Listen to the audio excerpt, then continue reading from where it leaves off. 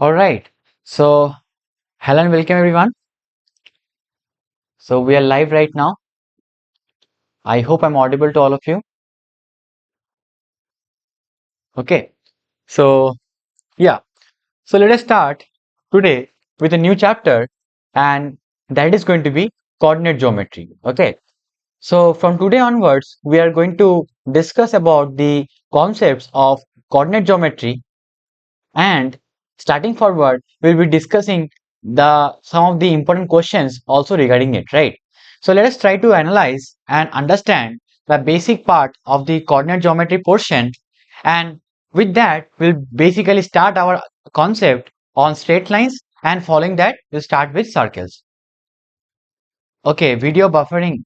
uh just refresh your browser again. I hope this is clear right now, right? Okay, just try to refresh your browser. I think it will be fine, because I can see the quality is quite, the video is quite good. Okay, please refresh your browser. I think it will be no more an issue. Okay, anyways, so let us start. So today we are going to start with the basic understanding on coordinate geometry, right? So anyone who is currently in class 11 and haven't started the preparation, also if you're in class 12 and have your backlogs in this class 11 portion, you can definitely watch this particular content and prepare it. So if you're in class 12, this question or this concept would be just a revision series, but remaining all things will be the same thing. Okay. So, and we will try to ensure that you are able to understand all the concepts, and we will also take up questions from the JEE Mains and Advanced problems as well, right? So as to finish this particular chapter as and the need is required, right? So let us start. So as we start with a basic understanding, and we will go with the basic concept first and foremost thing. So we'll start with the understanding on coordinate geometry, right? So if I talk about the coordinate geometry now, the the development of coordinate geometry is quite an old subject. Okay, so the development of coordinate geometry is quite an old subject. Okay, now, so this particular subject can be a combination of algebra, can be a combination of algebra plus geometry. Okay, so you will see that we will try to represent geometry by some algebraic equations. Okay, and this particular set of chapter is therefore what is called as coordinate geometry. Okay, so combining the algebra with the geometry is basically what is called as the coordinate geometry. All right, now, so if we talk about the historical reference, now coordinates were introduced in geometries, and also they did the job pretty well in identifying the geometry, and the what geometry that we mean today is basically what is also the coordinate geometry. And in coordinate geometry, the properties of the geometric figures are studied with the help of some algebraic equation. So students, you are basically requested to understand that the object of coordinate geometry is to use some known facts about the curves in order to obtain its equation. All right. Now, and along with that, we will also deduce some of the properties of such curves from the equation we obtain. Therefore, there are various types of coordinate systems which we will be using, and for example, rectangular coordinate system, or we can have polar coordinate system, we can have triangular system, we can have oblique system. However, we'll be restricting our understanding to only rectangular coordinate system, and along with that, I will just few of the questions I will try to establish the idea of the polar coordinate systems, right? So with that, let's start. Now, the conventional representation for the rectangular geometry is what is called as the Cartesian geometry. Okay, so it is represented as Cartesian geometry or Cartesian coordinate.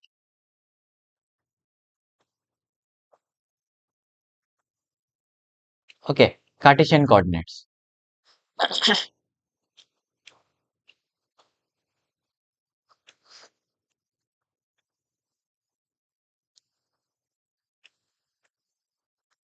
Okay, Cartesian coordinates. So let us try to understand what this Cartesian coordinates actually implies.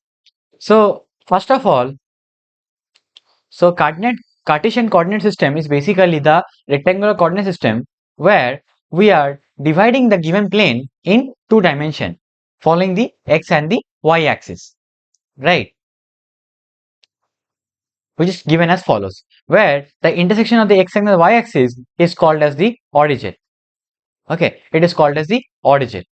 Now, any point on this plane can be given as an ordered pair of x comma y. Okay, where my x is the distance from the y axis and my y is the distance from the x axis. So for a given point with the following distance, I can represent the point as x comma y, where this particular distance from point O to point P, this particular distance is given as square root of x square plus y square, square root of x square plus y square. Alright, so and we will try to deduce this particular result from the understanding of distance formula. Alright, now also it is important to understand is that when we have the plane over here, we can divide this particular plane into 4 quadrants, right? So this is my first quadrant, this is my second quadrant, this is my third quadrant, and this is my fourth quadrant. This is how the nomenclature is basically being formulated. Okay, so this is how the nomenclature is being formulated over here. So where this is my x and this is my y axis, which is a positive side, and this is my negative side. This is again positive side and negative side. So we will try to follow the right hand coordinate systems. Okay, I hope this is pretty much basic, and I think you have already covered this particular part.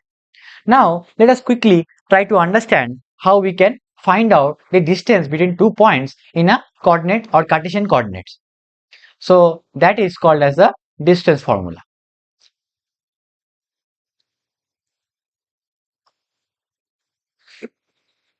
So distance formula, so if I try to formulate this problem, so let us say I take up two axes as follows, x and this is my y axis, and then if I let me take some 2 points. Let me take point P and let me take point Q, where my point P is given as x1 y1 and my point Q is given as x2 y2, right? Now my question is basically to find out this particular distance between 2 points P and Q.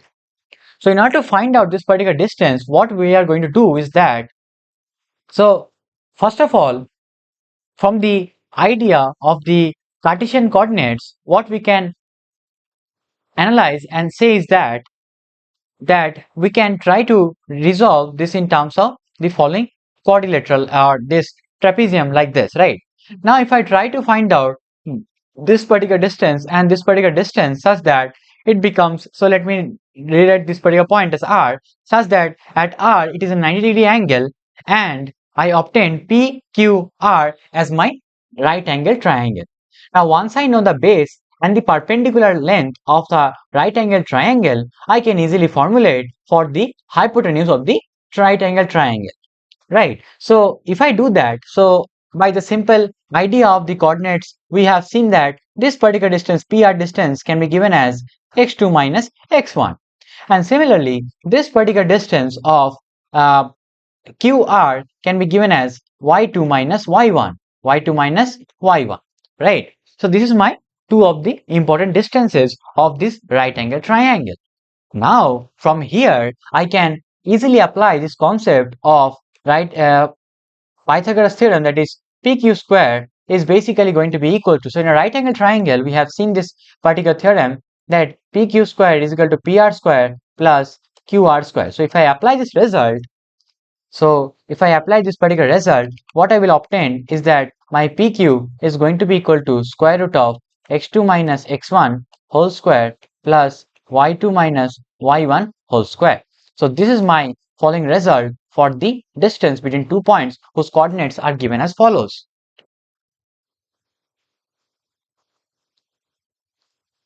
I hope this part is clear to all of you. Okay, so this is how we find out the distance between 2 points. Is this part clear? Is this part clear?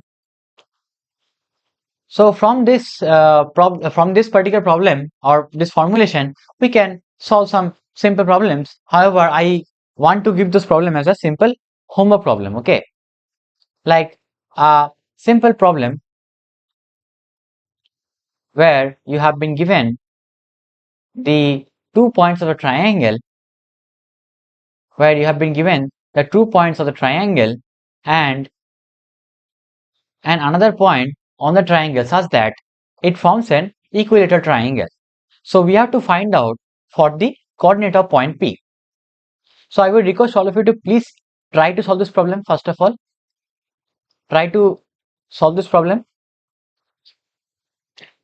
Try to solve this problem. I'm looking at your live chat. Okay, so first of all, try to solve this problem. Then we will come to the discussion on it. Okay, so just simply use the distance formula concept to solve this problem, because it's an equilateral triangle, and in equilateral triangle, you know that all the sides of the triangle must be equal. So if you solve this problem, so let us do that problem over here. So the question talks about that we have the 2 points of the triangle. So let us say this is my equilateral triangle as follows. Over here. Let us denote this point O as the origin. Point A is given as 3 comma root 3, and let us say there is another unknown point P which is given as some h comma k. Now we know that definitely that this particular distance, and this particular distance are all going to be equal. So if I do that, so OP should be equals to OA should be equals to PA, right? So if I try to find out or formulate this problem, therefore the square of these distances is also going to be equal. So if I solve for, let us say I solve for OA square is equals to OP square, what I will get? So if I solve this, I'll get h square plus k square is equals to 12. That is 3 square plus root 3 square, that is 12, right? So this is my one of equation. Along with this, we can have the other part, that is AP square is also equals to OP square. So from here you will get another equation as h square and plus k square is equals to h minus 3 whole square and k minus root 3 whole square. Right? So if I solve this, I again get another equation in h and k, that is h square plus k square, or I can factorize that equation and maybe get two equations in terms of h and k, right? Which is basically 3h plus root 3k, is equals to 6, or maybe it will be, so from here I can find out that, or maybe the another equation can be this just by factorization, okay? Or the other equation can be h plus k root 3, okay? H plus k root 3 will be equals to 2. So this can be the two form of the equations which I can obtain from here, right? Now if you solve for any one of the condition taking the h and k from there, and if you try to solve out this problem, so let us say I assume, oh sorry, this is from here only, okay? Yeah, so if I assume my h as 2 minus root 3k, then if I put that in the first equation, then I will obtain something as, so this I will get as 2 minus root 3k whole square plus k square is equals to 12. So on solving for k, which is a quadratic in k, so I will get two values. One of the value will be 2 root 3 and another value will be minus of root 3. So 2 root 3 and minus of root 3 are the two values. Now from this k value, we can obtain the value of h. So corresponding to root 3, the value of h is 0, and corresponding to minus root 3, the value of h is 3. Therefore, there are two coordinates for h, that is either 0 comma 2 root 3, or it might be 3 comma minus root 3, So these are the two following points that you will obtain for the coordinate of point P. Okay, so I hope this question is clear to all of you.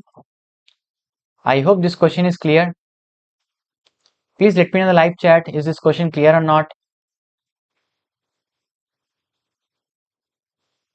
Is this problem clear to all of you? Just let me know, is this question is clear or not?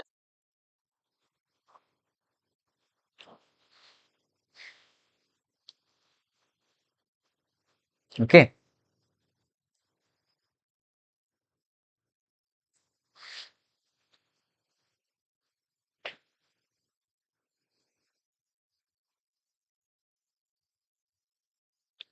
So I hope this part is clear to all of you. So with that, we can move to another problem or another formulation, that is, we can use the coordinates of 3 points as a triangle, and we can, from that coordinate, we can also calculate the area of the triangle. So let us try to see that how we can formulate the area of triangle. Okay, how we can formulate the area of triangle.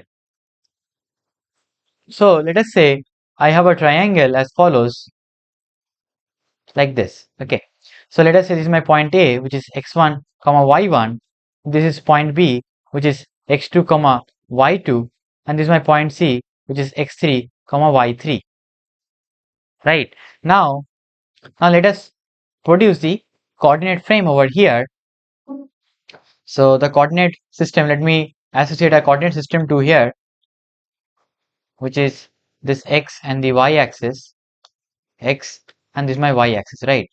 Now in order to find out the area of this triangle, what I can do is that I can break this particular part, or the area of triangle ABC can be given as the area of the trapezium,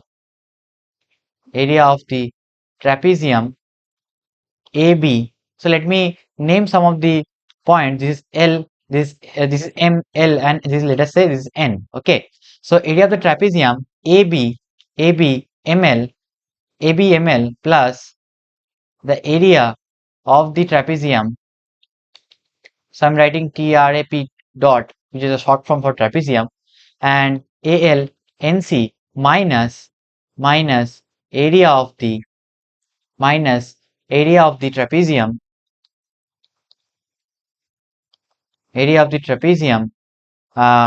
BM NC. Okay, so from this particular result we can easily formulate. So what I'm trying to denote is that, so if you follow it properly, you will see that this particular area of the trapezium plus this particular area of the trapezium, and from that if I subtract this particular area of the trapezium, I will be left out with only this particular area, right? So that is what I have done. Okay, that is what is done over here. I hope you can all follow. Over here, right? So if I do that and try to find out these following areas, now we know that the area of the trapezium is very simple. It is half time the sum of the parallel side and multiplied with the distance between the parallel side. So if I do that, so this area of this triangle, so I'm writing triangle ABC, and area of this triangle will be the half of, so first of all, area of the trapezium ABML, that is going to be AL plus BM multiplied with ML, that is going to be the first area of the trapezium, plus half times the area of the trapezium ALNC, that is going to be AL plus CN into LN, right? And then subtract the area of the trapezium, sorry, BM and C, and that is going to be BM plus Cn multiplied with M into N. So if I do that, I'll be easily able to formulate my problem. So if you carry this particular result out, you will obtain a Kumar's algebra, that is going to be something like half times of. So this is going to be a bit tedious. Okay, so I hope you have the patience to deal with it. So you will see that you will end up getting this kind of formulation. Okay, plus y1 plus y3 times of x3 minus x1 plus y2 plus y3 times of x2 minus x3, right? This is how you will formulate. So if you do this, if you carry out this algebra, now that can be carried out easily, and you will see that by far the result is going to be given in form of a determinant. This result will come out to be a simple determinant result, and I will take a mod of it.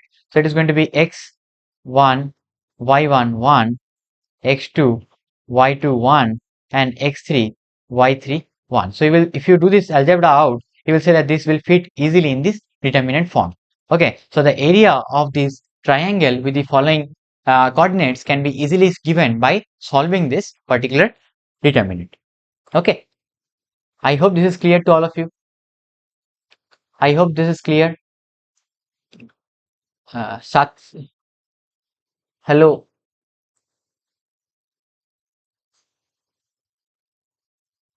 Right, so if you are joining late, I think you should preferably go back and watch the from starting part, right? Or maybe you have already covered it, then it's totally fine, right?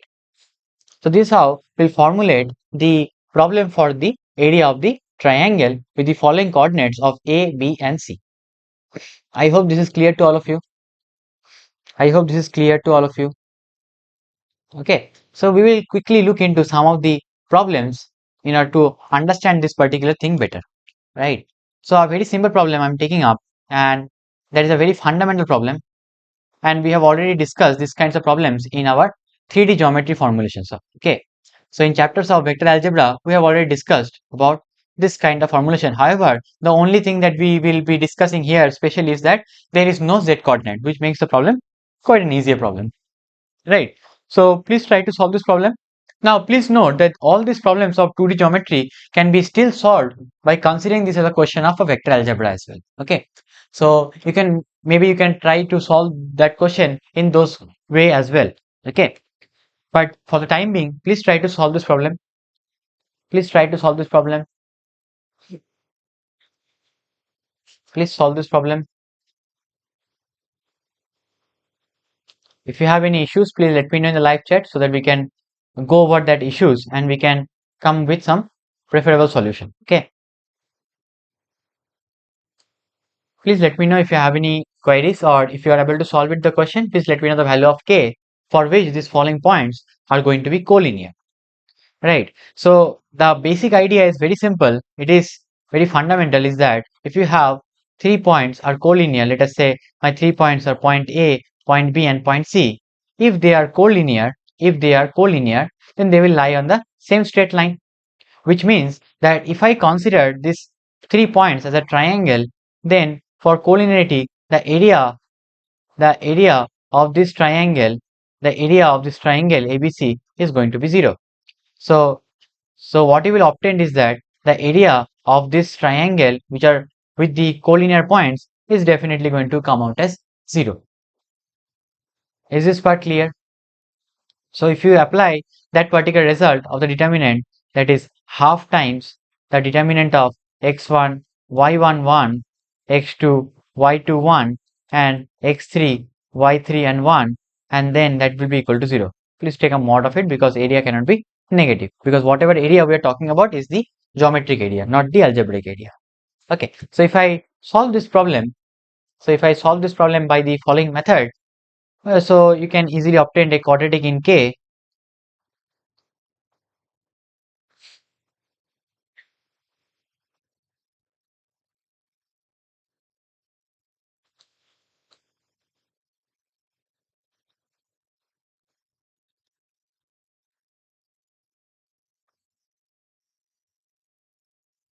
Okay, and this determinant should come out as 0. So if you solve this, probably you will get some quadratic equation like k minus 1 multiplied with k plus 1 is equal to 0. So that gives me the value of k, as minus 1 and half. Okay, so I will obtain two values of k, which is minus 1 and half. Alright, so for these two values of k, these following points are going to be collinear points. Okay, I hope this is clear to all of you. Please let me know if this part is clear or not. Is this part clear? Please let me know if you have any problems or any issues.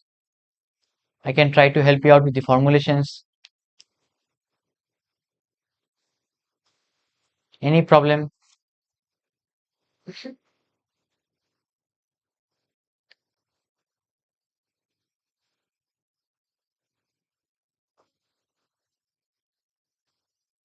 Okay, so if you're able to solve this problem, I would like to give you another problem to solve. So please try to solve this problem. Please try to solve this problem. So again we have the coordinate of 2 points which are given as follows, and you can also see that it is kind of an isosceles triangle, and the area of the triangle is also given to us. So one condition you will obtain for point P from this particular condition, and another condition you can get it from the area consideration, right? So if you try to first of all assume P as some h comma k, and then if you solve for PA is equal to PB, so the square will be also equals, and therefore, so let us say this will be h minus 3 whole square plus k minus 4 whole square, that is equals to h minus 5 whole square plus k plus of 2 whole square, right? So if you solve this, you'll get one equation in a h and k, which will be something like h minus 3k, which will be like h minus 3k is equals to 1. So I will obtain one of the following equation as h minus 3k will be equals to 1. Alright, and another equation I can obtain from this area of the triangle consideration, that is half times mod of determinant of x1 y11, x2 y21, and x3 y31, and this particular thing should be equal to 10. So if I solve this particular part out, the determinant of so I will have h, k and 1, 3, 4 and 1, 5, minus 2 and 1, and this determinant should be coming out to be plus or minus 20, right? So from here, if I solve for h and k, again I will get two equations. So one of the equation will see that it will come out as 3 times of h plus k minus 23 is equal to 0, which is another equation, or it might have like 3h plus k, 3h minus plus k minus 3 is equal to 0, right? So this can be either the two conditions, right? Now you have to just solve for h and k with these two equations. So if you're solving it, I will obtain two values of, or two ordered pairs of h and k. One of them will be 7 comma 2, or it will be either as 1 comma 0. So you will see that if you solve for it, you will either have 7 comma 2 or 1 comma 0 as the following point of coordinate, that is P. So my P point can be obtained something like this. Okay, is this part clear to all of you? Is this part clear? So let us now move to another important formulation in coordinate geometry, that is the section formula. Now section formula is a very simple thing that you must have already studied in your basic classes, but still I'm going to come again with the formulation of such formula, right? So let us consider my coordinate systems. Let us consider my coordinate system such that this is my point A, this is my point B, and in this line of point A and point B, let us consider any point P which is dividing this particular line in the ratio m is to n, right? M is to n. So let us say the coordinate of A is x1 y1, the coordinate of B is x2 y2, and then I will obtain the coordinate of P to be, let us say it is something x comma y. Okay, now in order to formulate this problem, what I'm going to do is that I'm going to again use the concept of or properties of triangle. Let us call this point as L, M and N.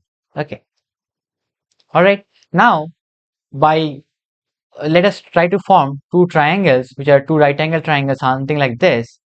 So if I call this K and this is H, so what I can also easily see is that triangle APH and R is similar to triangle so PBK is similar to triangle PBK. Why you can see, because these two angles are equal and there is a right angle triangle over here, right? Or right angle over here. So by area similarity, we can definitely say these two triangles are similar.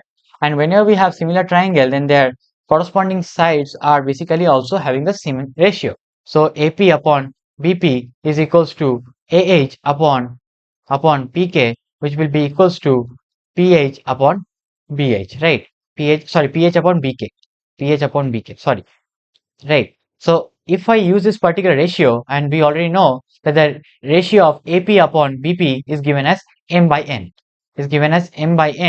and this will be equals to x minus x1 divided by x2 minus x1, or x2 minus x, sorry, and will be equals to y minus y1 divided by y2 minus y, right, not y1. Yeah. So this is how I can formulate these ratios, right? Now once I have obtained this ratio, then from here I can easily solve for x and y. So x will turn out to be m times of x2 plus m times of x1 divided by m plus n, comma, and y will turn out to be m times of y2 plus n times of y1 divided by m plus n.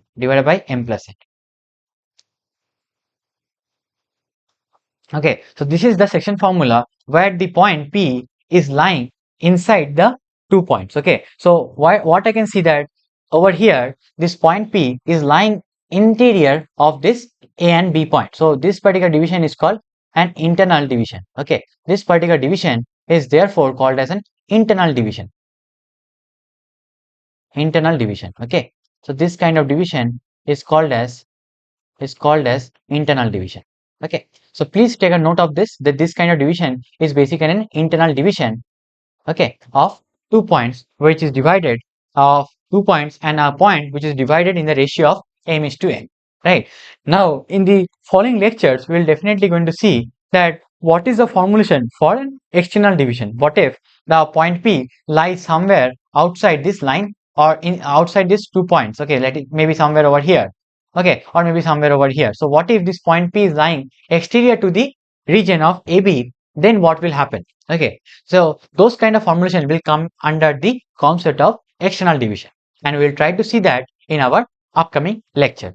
And also I would like to quickly give up a short thing, that whenever these kinds of problems come up, that is a geometrical problem where you are given either parallelogram or rhombus or square or rectangle, some of the geometric properties need to be verified, and I'm pretty sure that you have already studied these geometrical conditions in your junior classes. But still, just as a recall, I am basically adding this particular short forms over here is basically for your betterment. So please take a note of this, or maybe take a screenshot, and the next time whenever you study these particular problems, or whenever you have any problems where you have to prove whether it is a parallelogram, rhombus, square, or maybe to find out any unknown value following the consideration of the square, rectangle, or rhombus, you can definitely use this particular concept and come to your final conclusion. Alright, so I hope this particular lecture is clear to all of you.